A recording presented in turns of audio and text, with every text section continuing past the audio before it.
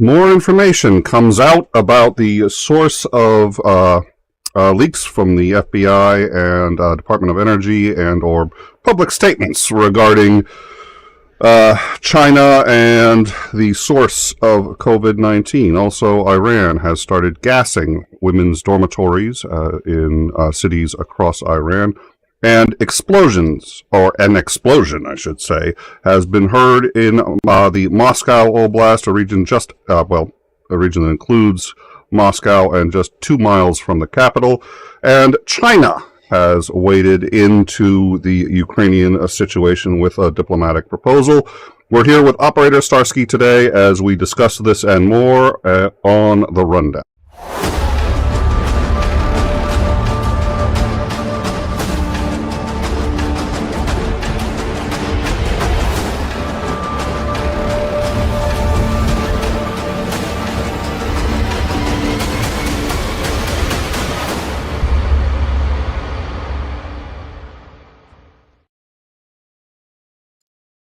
Hello, and welcome everyone. Thank you for joining us.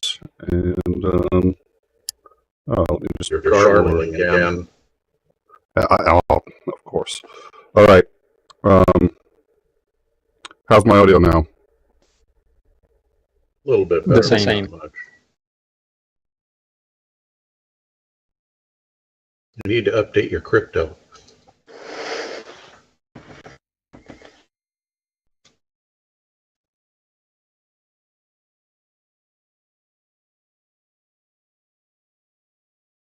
Anyway, why don't you start off, Starsky, and just let us know how things have been going for you this week. Oh, sorry, it's been up. Yeah, sorry. Okay, I should have audio now. It's this show. It's overtime. I don't know why. Yes, please, Starsky, do let us know what's been going on this week. Do I have to salute you now? Is that my understanding? There's been a change for you. Is that you've been promoted? Yeah, it's true. Now I'm captain. And in Ukraine, every captain automatically receives a new call sign, which is obvious. So here in Ukraine this week, we celebrated 150,000 toasted orcs. It was just recently, but this morning this number already increased to 151,000, which shows a good tempo and good tendencies.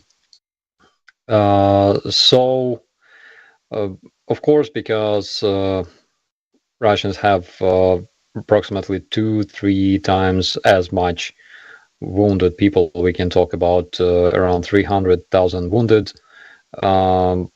And it's a good number, I think. I think if we continue working like this, we can eliminate enough Russian personnel that is currently brought to Ukraine, which is up to 500,000 men, a bit less than that, actually. Again, because Russians suck at fighting at the front. They attack Ukrainian infrastructure and they keep striking civilian objects. Recently in Zaporizhia, as a result of a terrorist missile strike, residential building was hit, unfortunately. And I know that the rescuing operation is still ongoing there. Luckily, a lot of people were found alive under the debris. One of them, Katerina Melnik, a young girl who spent almost 5 hours in a freezing cold under the debris, she was found alive, which is great. And one of the I would say important updates from the European Union is that European Parliament basically will create a special committee dedicated to studying and countering of Russian informational influence around Europe, because it's a very, very important topic that I think we should have reacted to maybe years ago. And also we have news from International Criminal Court. The prosecutor of International Criminal Court, Mr. Karim Khan, stated that Ukrainian side gave him plenty of evidence regarding Russian atrocities and military crimes that were committed in Ukraine. At the same time, Russians gave zero information. They didn't react in any way. And I think that probably we will never see those evidence from Russians, because institutions like International Criminal Court only review things that actually happened in real life. So that's mostly all from my side. All right. Well, that's good. It sounds like so we know that they had done a. If you blinked, you missed their massive offensive in Ukraine. They apparently, we believe at this point that this was the large offensive, sort of spring offensive plan, and they were going a little early and trying to get ahead of it, and it seems to have been largely stopped, and phenomenal losses on their side. We also know that Bakhmut, though, was pretty close to strategically encircled. It no longer appears to be, but it's they seem to want that pretty badly, and have been throwing a lot of troops at it. What do we know about Bakhmut? We know that the situation is under control. We have reports from our guys that are stationed there. And again, because we don't have access to the operative information at the level of, let's say, company commander and higher, we can talk from the standpoint of, people who watch social media and things. But we have reports from our guys there that say that, yes, situation is harder than it was. It's more complicated nowadays than it was 2 weeks ago, but it's still under control. And we can see that a lot of efforts are put into controlling the highway that is still under Ukrainian control, and Russians cannot take it despite all their efforts for months already. And we also know that Ukrainian reinforcement arrived to Bakhmut, and basically Russians have zero chance to take it in the closest future. But at the same time, we still have to keep our defense there, because we need to eliminate as much Russian personnel as possible, and that's basically what we're doing. We also know that they still lack tanks and armored vehicles to support their troops. We know that those mobilized personnel is of so much worse quality than their professional soldiers that were eliminated in Ukraine.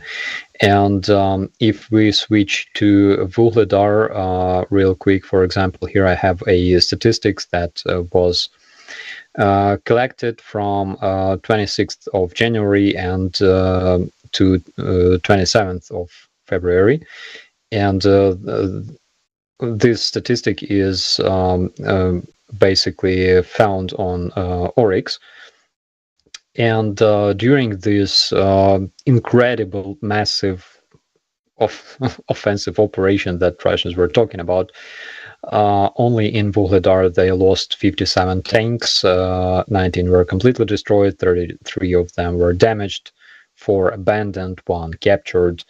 They also lost 69 infantry fighting vehicles and armored vehicles, Of them, 31 were completely destroyed, 1 captured. They lost 7 specialized vehicles and 4 trucks. There was a question, by the way, why only 4 trucks comparing to the to tanks, because usually, you know, like destroying their logistics is important and stuff, but we're only talking about the vehicles that were used in the offensive operation, which is basically tanks and armored fighting vehicles. As for Bakhmut, basically situation is under control. Russians tried to increase their activities in the information field because they're losing big time in that area, as well as other fails like A-50 aircraft destroyed and things like that. So informationally they're losing big time, and that's why they started like huge informational campaign. Bots went completely nuts this week, and they were faking different like secret documents and secret orders from Ukrainian command and things like that, and which basically signalizes that I think it's a good indicator that they cannot reach their goals, no matter how hard they try. All right. Well, thank you. So what I'd like to do is, Commander, if you want to take the helm there for a minute, and I know you had some questions that you wanted to ask, so why don't you take it away? Sure. So I just want to comment on the Volkodar thing that you were talking about. Apparently, that's one of the rare instances where we have an actual massive tank battle. It was tanks on both sides. Typically what we've seen in the past is, you know, javelins and other anti-tank guided missiles being fired by infantry taking out the tanks. And the Ukrainians came out way on top. If you add up all those vehicles, it's essentially taking out an entire armored brigade. So that speaks well. The two things that I think stand out to me in the past week, one is the number of deep strikes that Ukrainians have been making with drones and the new very long-range glide bombs that we gave them for the HIMARS system, and that's definitely had an impact on the Russians. They're kind of knocked back by how effective those have been. I'm not saying that the attack or not the attack, but the explosion we just heard recently reported in Moscow this morning was associated with that, but I think that definitely is indicative of the kind of stuff that's now starting to go on, where the war is being brought home to the Russians inside their own country with increasing frequency. The concern I would have on that, and I'll let Starsky comment. One is, yeah, it does put the Russian people on notice that they're also at risk now because of the war being able to be taken to them. But it also potentially, I think, generates the foundation for a pro-Putin reaction within the populace, which is sort of along the lines of, oh my God, the Ukrainians are attacking Holy Mother Russia for real. It's not just propaganda BS, and we need to rally behind the glorious leader. What are your thoughts on that, Starsky? They're already rallying behind their glorious leader, but the thing is, they are not socially active people at all. And when the situation starts degrading, usually they will not go out on the streets and things like that. They will not volunteer to join the army, you know, to finish this war faster and things like that. They're not that kind of people. And I can say that probably 1% of Russians will be activated by those strikes, maybe. But something tells me that I'm wrong. Yeah. Regarding tanks, by the way, I missed this thing. So a couple of days ago, Russians started sharing information in the social media that they captured a Leopard tank that's stuck in the mud, and they even showed a picture of like a Leopard tank that's stuck in the mud with like Russian flag already attached to it. But because Russians cannot use Google well, unlike all other people in the world, they very quickly, the original picture was found, and it's a picture taken in 2006 in Germany. That was a Dutch modification of Leopard 1, and it was really funny. They photoshopped. It was so cool. But the coolest thing was that this was actually posted by Russian officials in Twitter. It was so amazing, but I'm not surprised at all. I'm surprised. I would have thought it would have been made of paper mache, but I guess it was a real tank. It was just in Germany. Yeah. Yes. All right, I'm gonna isolate Commander McMillan out there for a second while he's on the phone. So let's see. So I assume you had more questions you wanted to ask. Do we know anything about the explosion that happened in it wasn't in Moscow. I think it was in the Moscow Oblast. It was just 2 hours outside of Moscow. There's rumors that it was a drone that got shot down. There was a manufacturing plant that was making missiles nearby. That may have been the target. Do we know anything about it? And what are your thoughts on its impact? McMillan had pointed out it was a double-edged sword. It might energize people to say, "Oh my God, we're under attack," and then again, it may just bring the war home to them. You already half answered the question, but. Yeah, actually, Russians are already saying this. I was monitoring their social media, and there's plenty of commentaries.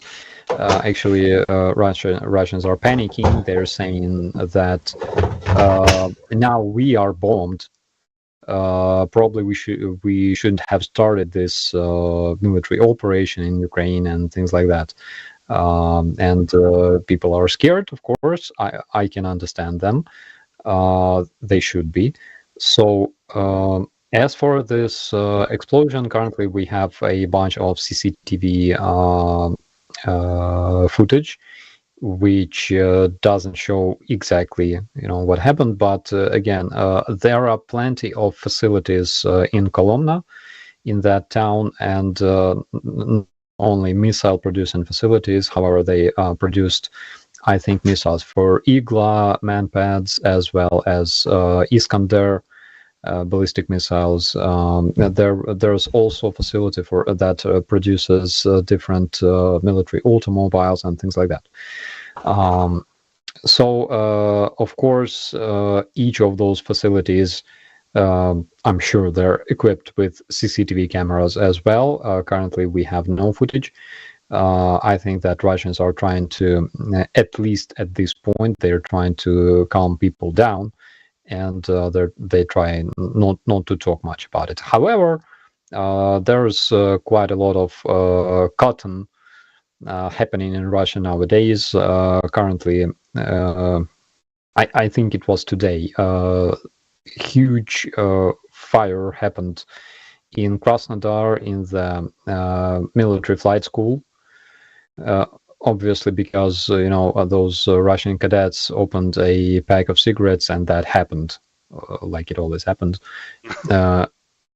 So Russians tried to debunk this, and they claimed that it was a dry grass that ignited by itself in early March. Basically, in Russia, there's always winter. Like happens all the time. So there was another explosion. Oh my God, I don't remember. Just like recently, just like today. Anyways. All right. Well, so Commander, I guess did you have any other questions that you wanted to ask? All right. Wonderful. No, I thought it was interesting that there's some video that has come out of the drone attack on the Russian mainstay, which is that AWACS-like aircraft they have. And just from my standpoint as, a guy who was in the military, two things really stood out to me. Number one, how close the operators of the drone were to the base. I mean, they're literally just outside the fence line. So it's kind of surprising how easily they were able to get in that close to do the operation. And secondly, how you can see from the cameras they're flying along, there isn't a single patrol vehicle or sentry or anything. It's just their planes are sitting there on the flight line unattended. It's like, why didn't this happen before? I mean, a 2-year-old with a slingshot could take out one of these things the way it's working. It's mind-boggling. It really is. Absolutely. Because I have an Antonov airfield like nearby, I can tell you that it's a huge territory. People don't understand how huge airfields are. Oh yeah. Especially those that are built to be able to accept such huge airplanes like Mainstay, for example. And judging from the fact that this was a very, very small drone, like racing drone, basically, the range of such drones is about 1 kilometer. Maybe less. They're very, very small. And it means that they should have taken some position like next to the fence of the airport or something like that. Another thing I was asked in the commentaries, what kind of damage was delivered to the mainstay, and the answer is obviously, if those partisans were smart, they would use armor-piercing explosion, aka cumulative type of charge that burns through the armor. But even a common hand grenade could deliver a lot of. Yeah, those kind of aircraft are not particularly well armored, if at all. It's absolutely basically kind of a civil airliner that's just jam-packed with military radars and other electronics. So yeah, and you watch it, and the drone pilots obviously having either fun or difficulty controlling the drone, because he keeps flying back and forth around the thing, looking at it. Oh, I want to set it. No, I can't quite get it to land exactly where okay, now it's where I want it to go. Boom, then it goes off. It's like anybody with a pistol near that plane probably could have shut that drone down, but there wasn't anybody probably within 1,000 meters of the thing, would be my guess. I think if there was a person with a pistol, this person would better prepare shooting himself. Seeing that drone so close to the mainstay. But because the aluminum skin of aircraft is so thin and tender, basically even a hand grenade could deliver tremendous damage, and not only make the pressurization system useless, absolutely, but also destroy that precious electronic that was, you don't have to burn the airplane down to the ground. All it takes is some damage to one or two key features of the plane, and it's effectively out of operation for months, possibly years, assuming it's even repairable at all. Yeah, absolutely. Considering the fact that those electronics were developed in like 60s, I think that they will have some problem finding parts for the repair.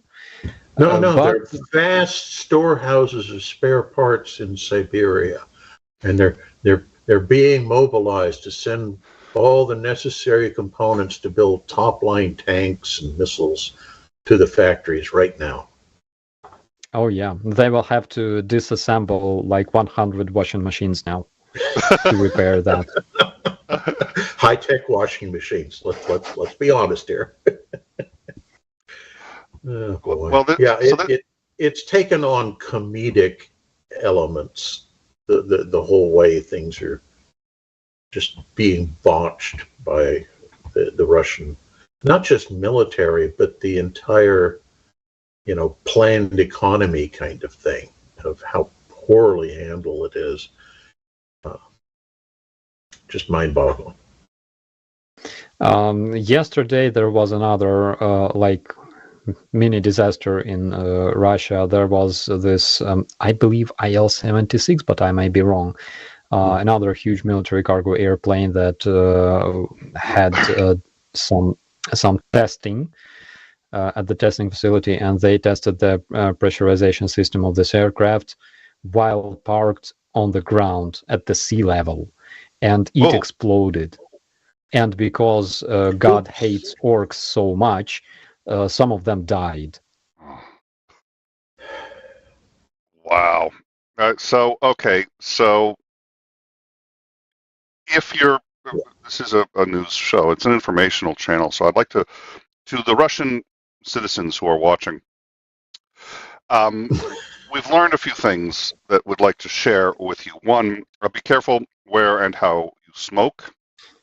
Two, if there's an open window, please hold up your hands and back away slowly. Any open windows that you see, we have to advise you to keep your distance, and don't test aircraft on the ground, and stay away from. You know what? Just call it a night. Stay home. Leave Ukraine too would be a nice thing. That will help your longevity. All right. Yeah. So we spoke. You talked about shooting down that drone that was that they had. You could do it with just a pistol. I did not know. You are apparently an expert on destroying drones. Yes. I've learned. So I would like to hear a story. I would like to hear how, Operator Starsky, you became so famous as the drone killer of the Ukrainian army. I'm a good shooter. Okay? We've learned. I admit it.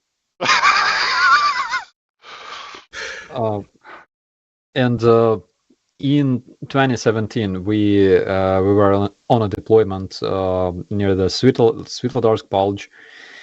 I was a platoon's first sergeant, and my platoon was stationed on the first line.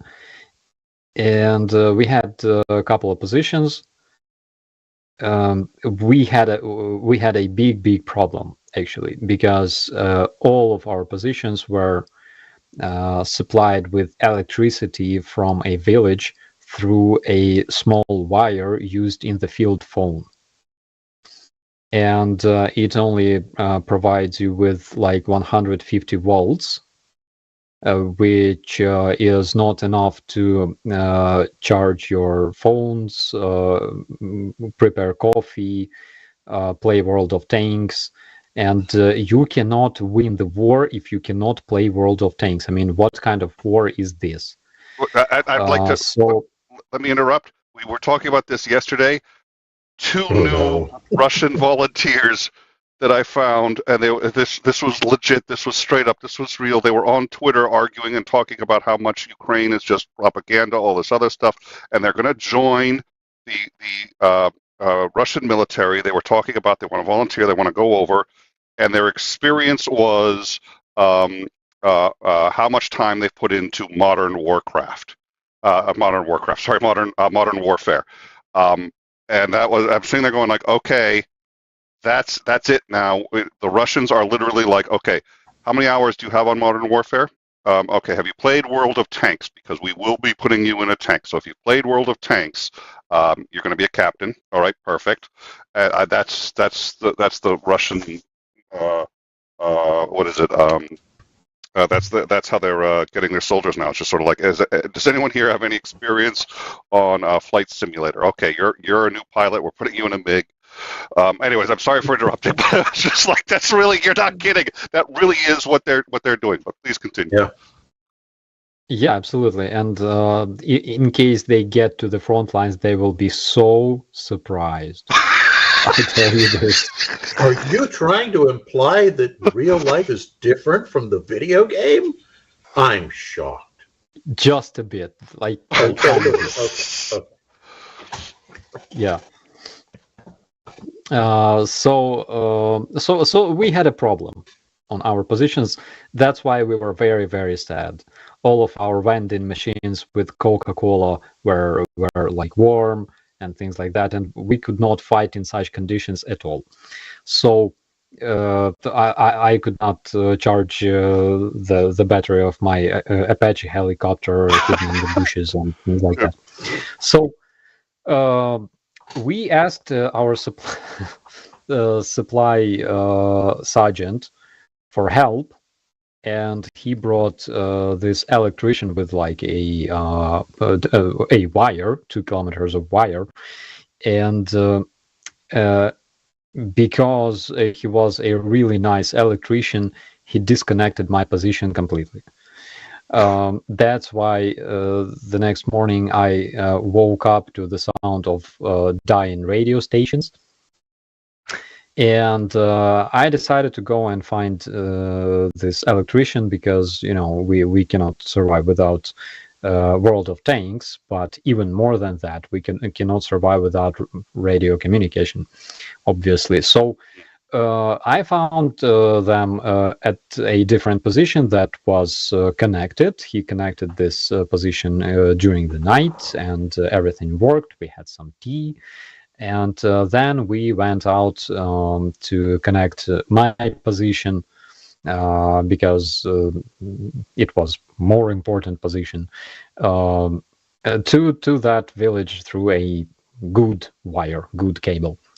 So we were sitting there, you know, like connecting cables and cleaning contacts and things like that. And then after a while, we noticed a drone. And from my perspective, it looked as if it was flying from the other side, you know, like where the enemy were. And my supply sergeant, he asked in a very calm tone of voice, he asked, can you shoot it down? And that very moment, I had zero doubts that I even should shoot it down, you know? It wasn't like I thought like maybe I should ask somebody or like assess the situation, you know? I was like, of course I can shoot it down, but, you know? And this Here, hold my beer. yeah. And this supply sergeant, he was my best friend because he always gave me canned meat from our MREs because he didn't consume meat. He was like not like a Buddhist, but he was into, you know, like all the Vedic cultures and things like that.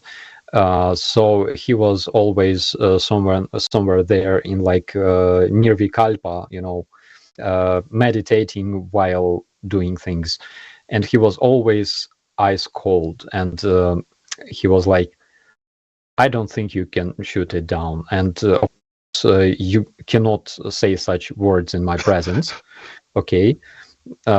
Because I said like, "Look at this." So I took my rifle.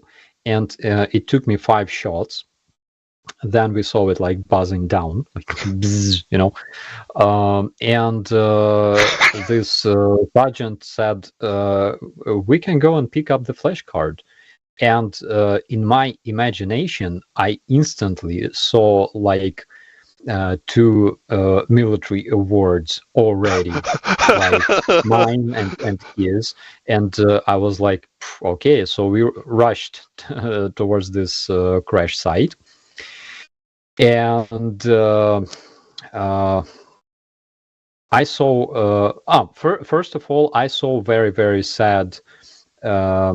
He was our, I think he was our company NCO. He was very, very, not like very sad, but let's say disappointed. And he was screaming like, I sent you a message. I sent you a radio message. I was like, I'm sure you did. But I didn't receive it, obviously. And then I saw those two very, very sad drone operators from the armed forces of Ukraine. And the reason why they were sad was basically because 59th Brigade that was operating next to us, they only had one working drone. And now they have none. Yeah, but basically it's the same as none usually.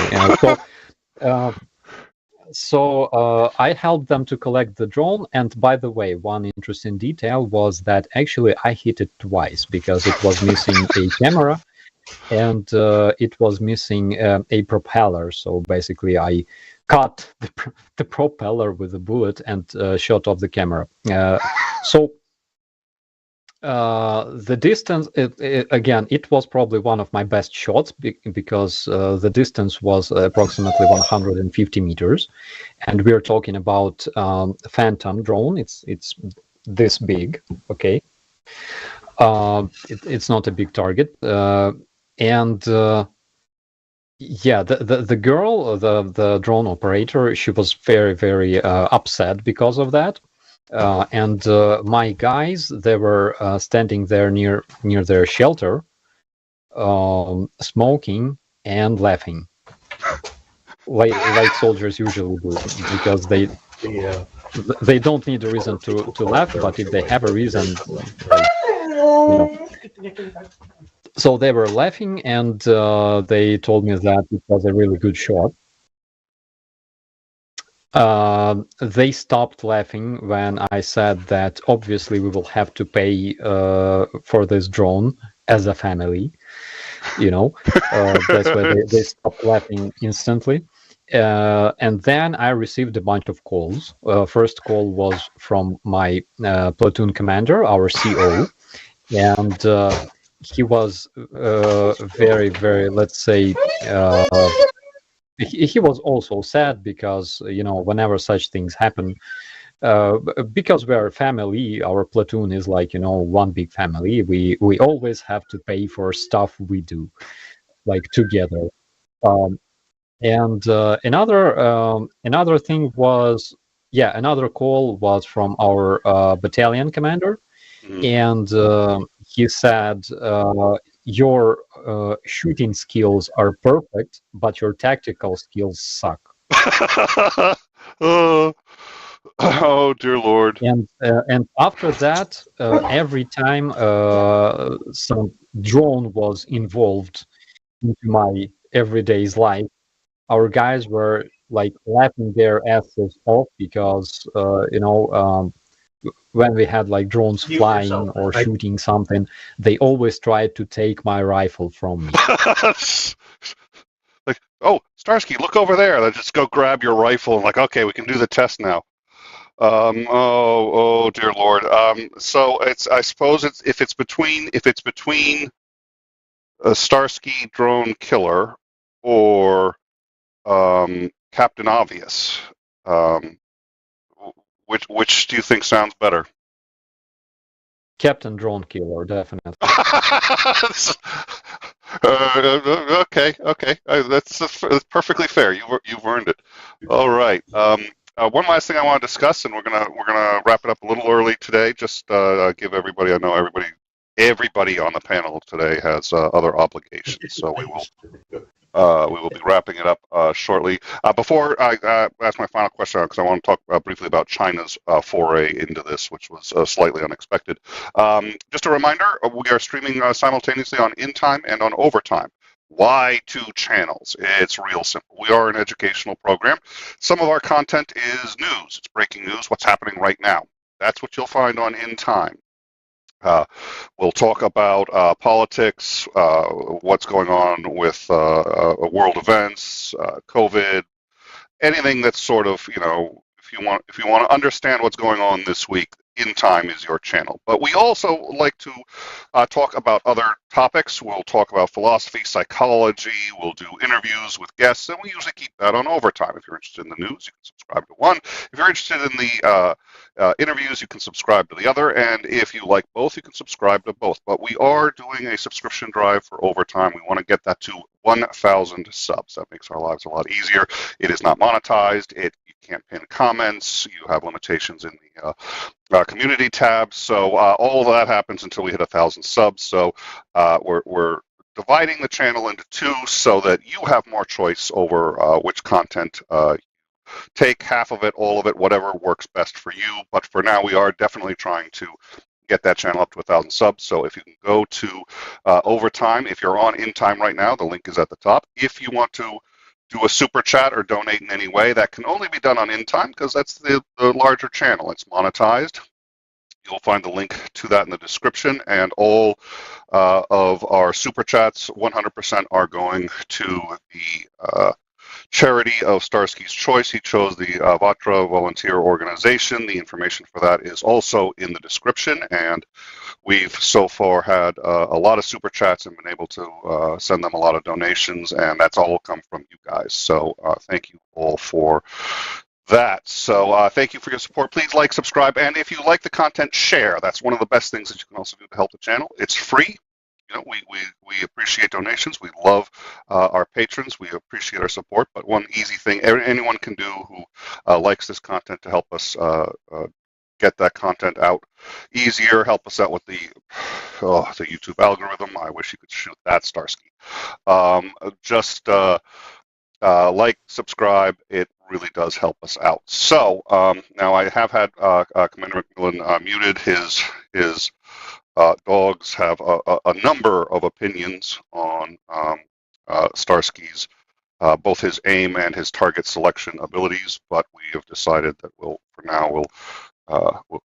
put their opinions on hold. So let me bring them back and see how they're doing. There. So did you want to talk about the Chinese 12-point plan? Absolutely, that was mine. I'd like to get Starsky's opinion on it first, and then so that'll be our last 10 minutes here. Let's get Starsky's just opinion on them wading in, and then if the two of you could discuss it, I'd appreciate it. So Starsky, China has weighed in. I'm sure you felt a great sense of relief when they said that they're coming to help. So what are your thoughts? Our chief of Security and Defense Council basically expressed the opinion of every Ukrainian about this plan proposed by China.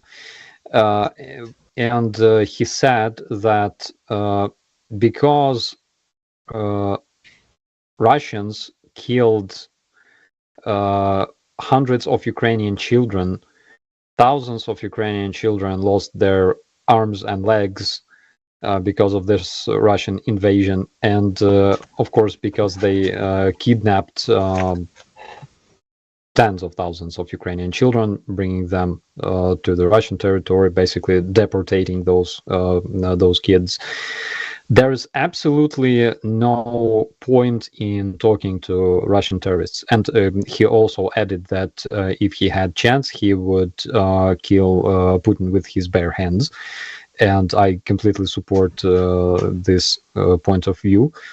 So that's this pretty much reflects my opinion on this peace plan. Yeah, the part I particularly liked was the admonition that neither side should be threatening the other with the use of nuclear weapons. Yeah, I hate it when Ukraine threatens people with nuclear weapons. It's you know, you guys are just out of yeah, control. guys, you got to keep that nuclear talk down, okay? It's.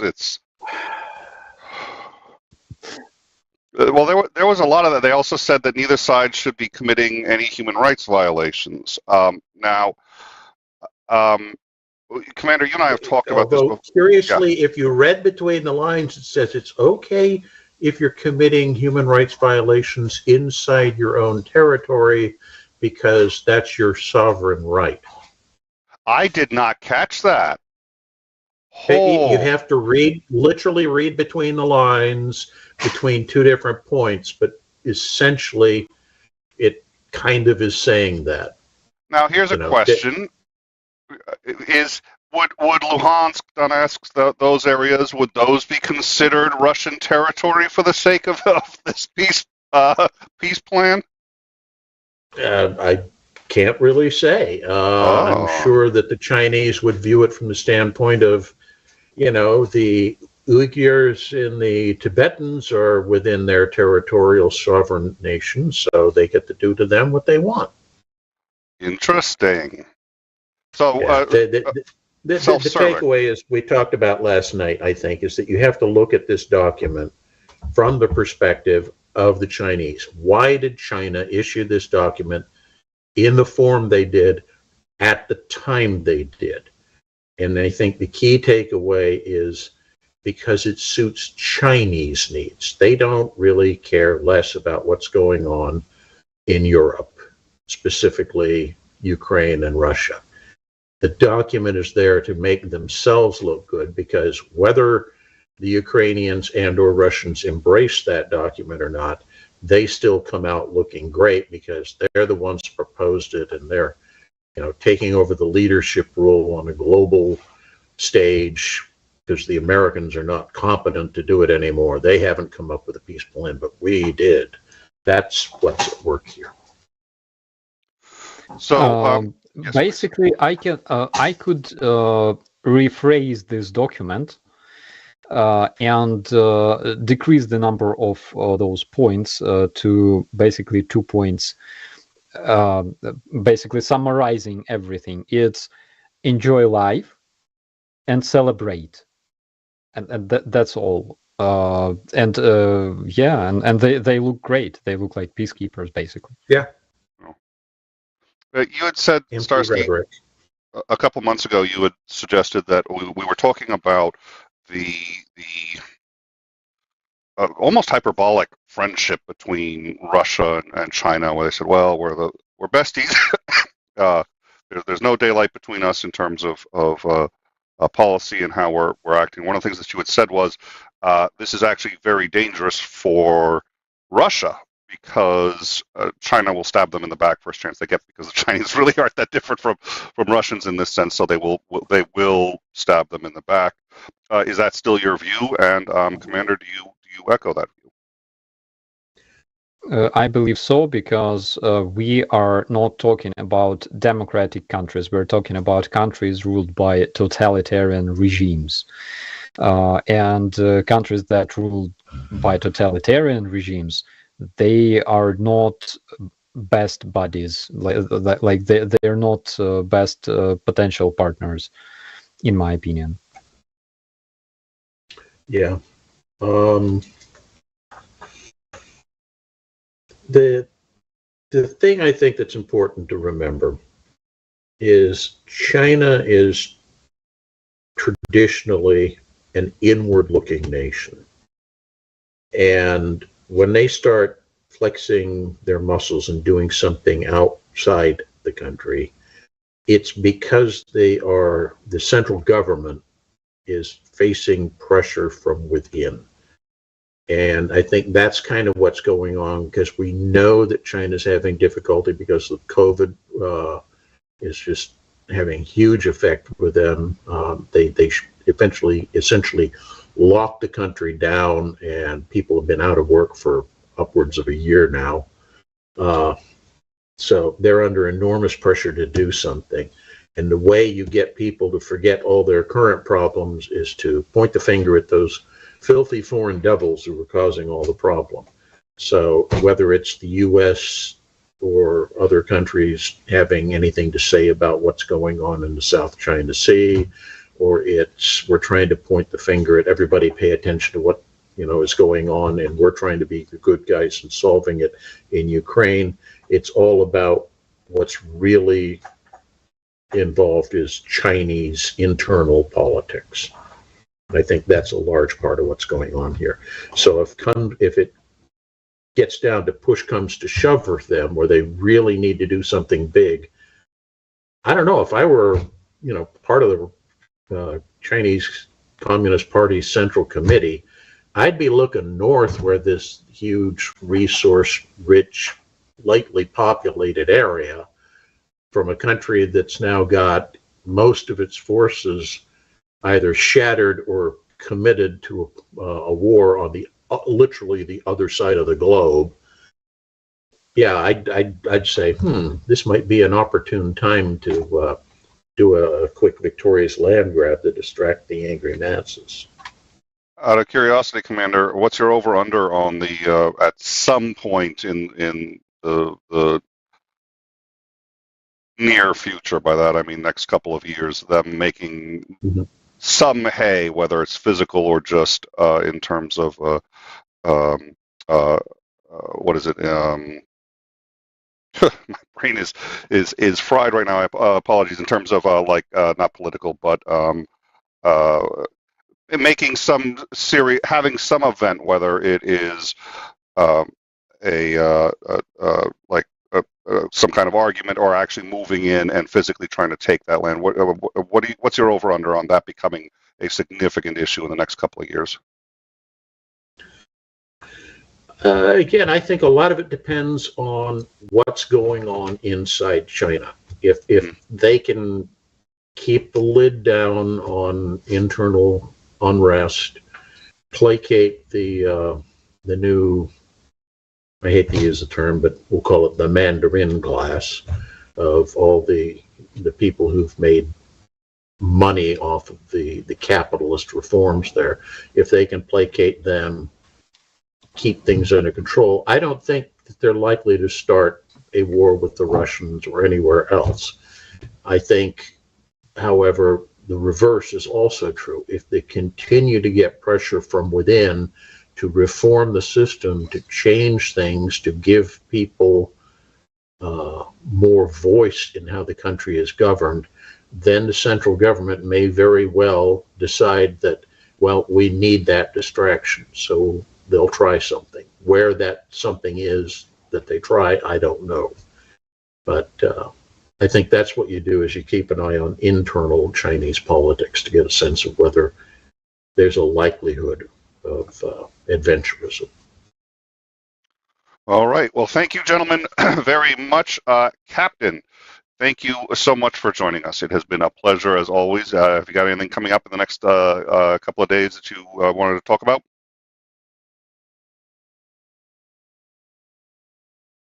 I was wondering if you had any Captain Obvious, anything he's not used to the title. I assume you're gonna be doing the shills. I think you guys moved that from Saturdays to Sundays, but I don't entirely remember, and my schedule's all over the place. So don't ask me. What are you doing? The next meeting will be tomorrow on Saturday. We moved on Sunday last time because Dick Dawson had some issues with connections. So it will be tomorrow, 10 p.m. Ukrainian time. No idea your time. I believe that's 3 p.m. Eastern. All right, perfect, marvelous. Well, I hope to be there. Commander, I assume you're going to attempt to attend that as well. Well, we'll see how I'm feeling after the tooth fairy does his damage. Well, I know dentists have been making the rounds on In Time. Jesus, we're losing guests, hosts, the whole 9 yards. All right. Well, all right. Well, thank you very much, Commander, for joining us. Thank you to everybody who has stayed through the show. We really appreciate your support. And we look forward to seeing you guys next time. Operator, Starsky, please stay safe, and I look forward to catching up with you tomorrow on the shills. Have a marvelous evening, sir. Thank you so much. Take care.